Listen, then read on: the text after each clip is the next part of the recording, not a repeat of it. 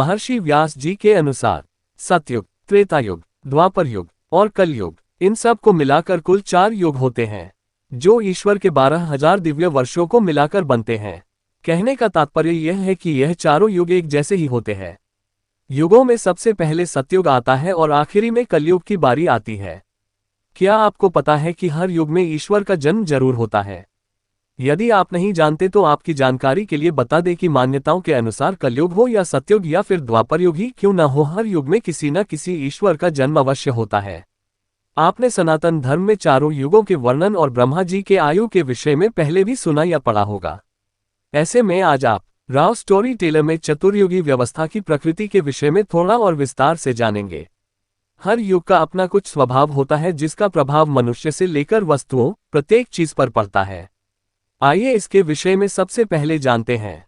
1. सतयुग। कुल समय 4,800 दिव्य वर्ष या 17,28,000 मानव वर्ष। पाप 0 भाग, पुण्य 20 भाग। मनुष्यों की औसत आयु 1,00,000 वर्ष। मनुष्यों की औसत ऊंचाई 21 हाथ।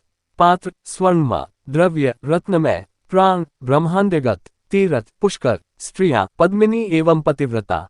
सूर्य ग्रहण 32,000 बार, चंद्र ग्रहण 5,000 बार। वर्ण 4, सभी अपने धर्म में लीन रहते थे। ब्राह्मण चतुर्वेदी 4 वेद पढ़ने वाले। चरण 4 1200 दिव्य वर्ष गुना 4। अवतार 4, मत्स्य, हयग्रीव, कूर्म, वराह, नरसिंह। सत्ययुग की अवधि 17,28,000 वर्ष है। मनुष्य की आयु प्रारंभ में 10 लाख वर्ष होती है, अंत में 1 लाख वर्ष होती है। मनुष्य की ऊंचाई 21 हाथ यानी लगभग 100 से 150 फुट होती है। उस समय मनुष्य के हाथ कोहनी से बड़ी उंगली के अंत तक की लंबाई लगभग 5 फुट होती है। वर्तमान में कलयुग में मनुष्य के एक हाथ की लंबाई लगभग 1.5 फुट है। पहले के युगों में लंबे व्यक्ति होते थे, उनके हाथ की लंबाई भी अधिक होती थी। 2. त्रेतायुग। कुल समय 3,600 दिव्य वर्ष या 12,96,000 मानव वर्ष। पाप 5 भाग, पुण्य 15 भाग। मनुष्यों की औसत आयु 10,000 वर्ष।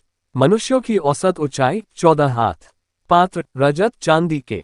द्रव्य स्वर्ण, प्राण अस्थिगत, तीर्थ नैमिषारण्य, स्त्रियां पतिव्रता। सूर्य ग्रहण 3,200 बार, चंद्र ग्रहण 500 बार। वर्ण 4, सारे अपने अपने कार्य में रत थे। ब्राह्मण त्रिवेदी 3 वेद पढ़ने वाले। चरण 3 1200 दिव्य वर्ष गुना 3। अवतार 3, वामन, परशुराम, श्रीराम। त्रेतायुग की अवधि 12,96,000 वर्ष होती है।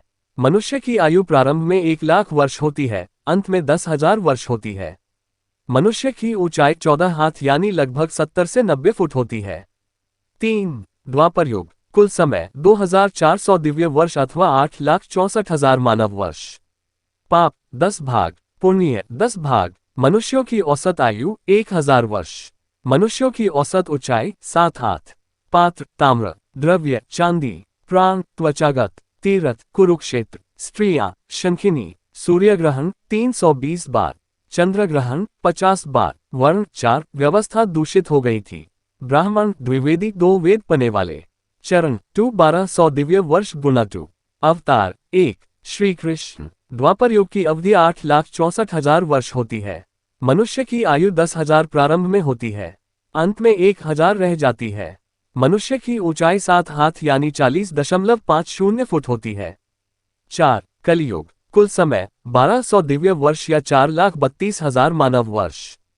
पाप 15 भाग, पुण्य 5 भाग। मनुष्यों की औसत आयु 1,000 वर्ष से शुरू हुई जो आगे चलकर 20 वर्ष तक रह जानी है। मनुष्यों की औसत ऊंचाई 3.5 हाथ। पात्र मिट्टी, द्रव्य ताम्र, मुद्रा लौह, तीर्थ गंगा, प्राण अन्नमय। वर्ण 4, सभी अपने कर्म से रहित होंगे। ब्राह्मण 1 वेद पढ़ने वाले होंगे अर्थात ज्ञान का लोप हो जाएगा। चरण 1 1200 दिव्य वर्ष गुना 1। अवतार 2, भगवान गौतम बुद्ध और कल्कि। कलयुग की अवधि 4,32,000 वर्ष होती है। मनुष्य की आयु 1,000 वर्ष से प्रारंभ होती है, अंत में 20 वर्ष रह जाएगी और ऊंचाई 3.5 हाथ यानी 10 फुट होती है। अंत में ये 3 फुट रह जाएगी। वहीं सनातन मान्यताओं के अनुसार कल्कि का जन्म कलयुग में होने वाला है। ये संभल ग्राम के ब्राह्मण विष्णुयश के घर जन्म लेंगे। भगवान परशुराम उनके गुरु बनेंगे। कलियुग के अंत में गंगा पृथ्वी से लीन हो जाएगी और भगवान विष्णु धरती का त्याग कर देंगे। आपको कैसा लगा ये जानकर कमेंट करके जरूर बताएं। और हाँ, चैनल को सब्सक्राइब जरूर करें। धन्यवाद।